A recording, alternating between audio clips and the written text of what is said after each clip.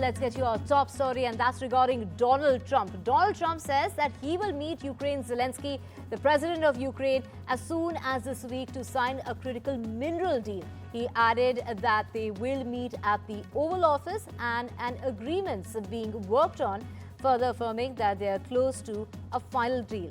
On the other hand, Europe's participation in Ukraine's peace talks will be needed eventually, but Moscow first wants to build trust with Washington. This is what President Vladimir Putin said, while suggesting that a deal to end the conflict may still be far off. I will be meeting with President Zelensky. In fact, he may come in this week or next week to sign the agreement, and which would be nice. I'd love to meet him. Would meet at the Oval Office. So the agreement's being worked on now. They're very close to a final deal. It'll be a deal with rare earths and various other things, and he would like to come, as I understand it, here to sign it, and that would be great with me. I think they then have to get it approved by their council or whoever might approve it, but I'm sure that will happen. Indian American billionaire and former Republican presidential candidate Vivek Ramaswamy, who has gone ahead and quit Donald Trump's Department of Government Efficiency just last month, has entered the race for Ohio governor's post. In an official announcement of his run for the governor's post, Ramaswamy said, "I'm honored to officially announce my candidacy to serve as the next governor of Ohio." However, Ramaswamy, who has cultivated a national profile and has close ties with Donald Trump, will have his task cut out, with top Republicans set to put their hat into the ring. Republican Dave Yost, Ohio's Attorney General and former state auditor, has already announced his bid for the November 2026 election that's likely to draw other GOP contenders. From the Democrats, former Ohio Health Director Amy Acton is also in the race. I am honored to announce my candidacy to serve as the next governor of the state of Ohio. President Trump is reviving our conviction in America. We require a leader here at home who will revive our conviction in Ohio. And that is why today I am honored to announce that I am running to be the next governor of a great state at the heart of the greatest nation known to mankind, the state where I was born and raised, the state where Apurva and I raise our two sons today, a state whose best days are still ahead. I am honored to announce my candidacy to serve as the next governor of the state of Ohio. I will lead Ohio to be the top state in the country to start and grow a new business. I will lead Ohio to be the top state in the country to raise a young family. And President Donald Trump has said that tariffs on Canadian and Mexican imports are on time and on schedule, despite efforts by the countries to beef up border security and halt the flow of fentanyl into the United States ahead of the deadline of the 4th of March. The tariffs are going forward on time, on schedule, is what Trump had to say. This is what he told a joint news conference with French President Emmanuel Macron. He had been asked whether Canada and Mexico had done enough to avoid the punishing 25% as far as U.S. Duties are concerned.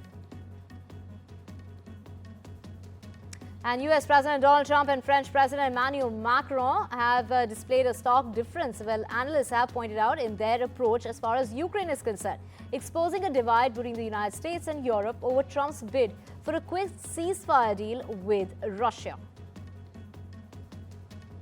I support the idea to have Ukraine first being compensated, because they are the ones who have lose a lot of their fellow citizens and being destroyed by these attacks. Second, all of those who paid for could be compensated, but not by Ukraine, by Russia, because they were the one to aggress.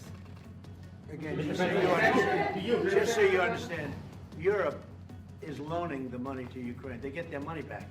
No, in fact, to be frank, we paid 60% of the total efforts, and it was through, like the US, loans, guarantee, grants, and we provided real money, to be clear. We have 230 billion frozen assets in Europe, Russian assets, but this is not as a collateral of a loan, because this is not our belonging. So they are frozen. And President Trump refused to call Vladimir Putin a dictator on the third anniversary of Russia's invasion of Ukraine, despite having previously described Vladimir Zelensky with the same term, having called Zelensky a dictator. President called Zelensky a dictator. Would you use the same words regarding Putin?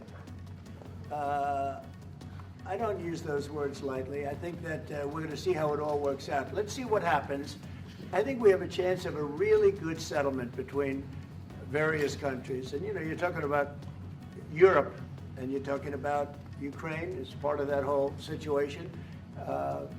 The other side has a lot of support also. Now, in a major policy shift, the United States sides with Russia in Ukraine vote at the United Nations General Assembly. In a stunning shift in its foreign policy, the United States joined Russia to vote against the UN General Assembly resolution condemning Russia's war against Ukraine on Monday.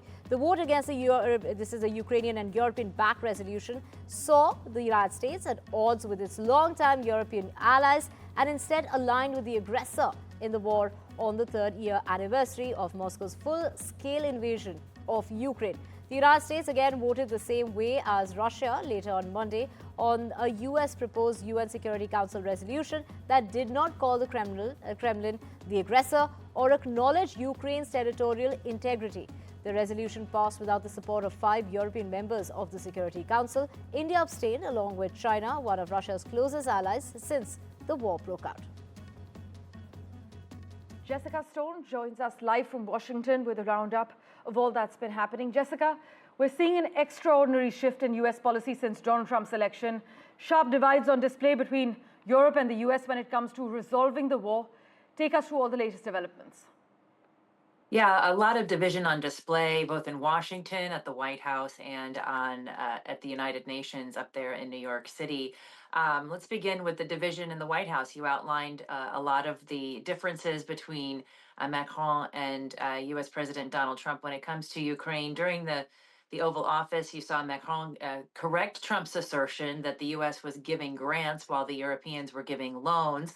Then during the press conference, which you see there, Macron warned that reaching peace must not mean surrendering Ukraine, a stark warning there, and again emphasizing that he would call Russia the aggressor here. He also added that Europe must provide more security guarantees to Ukraine, which is certainly something that the White House is looking for. Then dueling drafts at the same time at the United Nations in New York City, many dueling drafts, not just the one in front of the General Assembly, but one in front of the UN Security Council later in the day, basically outlining 2 different approaches to this war and to what it is and what it is not. And the Europeans, again, emphasizing that Russia is the aggressor, the U.S. not signing on to that version of events, instead opting for a clean version of just calling for an end to the war. And when pressed to justify that, particularly in light of the second vote at the UN Security Council, the United States said, we just want a clean version. We want to make sure that the war ends, and we want to start with something clean and narrow in terms of doing that. So definitely a different chapter in U.S. positioning when it comes to Ukraine. We'll see if this strategy works as we move through the talks. And the United Kingdom has imposed over 100 new sanctions directly targeting those who continue to aid the invasion. The European Union too hit Russia with a new round of sanctions. The EU has adopted the 16 sanctions package against Russia to further ramp up pressure on the aggressor, as they call Russia, and also have further targeted sectors of the Russian economy such as energy, trade, transport, infrastructure, and financial services as well. And China's President Xi Jinping has affirmed that his no-limits partnership in a phone call with Russian President Vladimir Putin.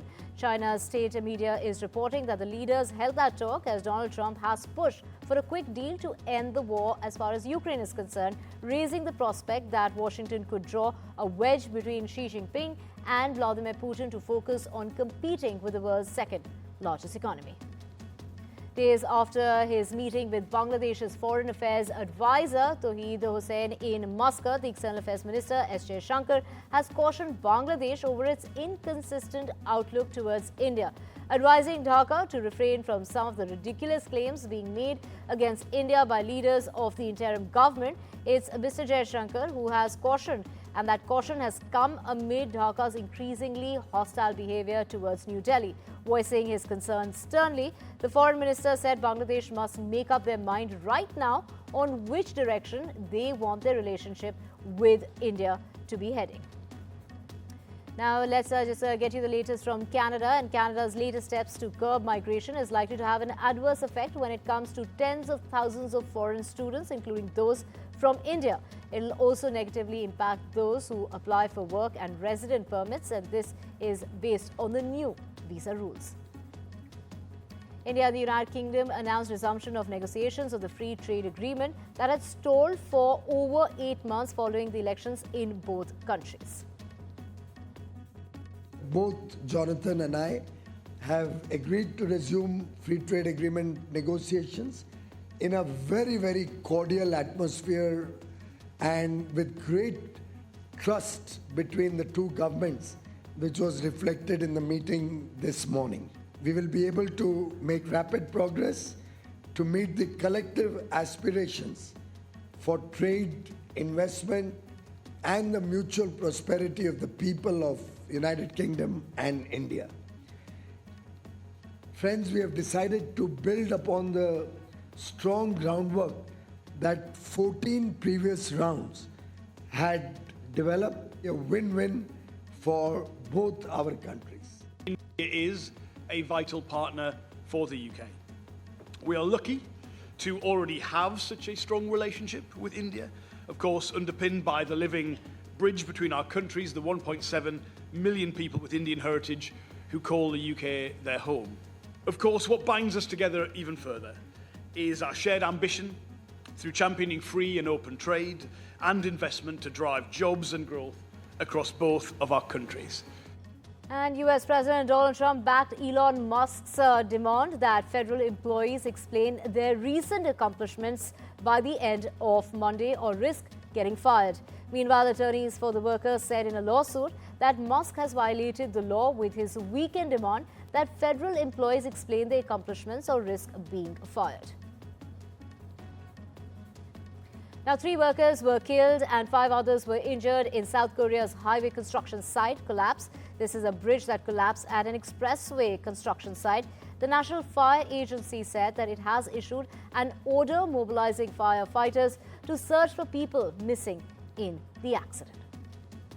Meanwhile, more than 2 lakh people from Canada have signed a parliamentary petition calling for their country to strip Elon Musk's Canadian citizenship because of the tech billionaire's alliance with Donald Trump, who has spent his second US presidency repeatedly threatening to conquer its independent neighbor to the north and turn it into its 51st state.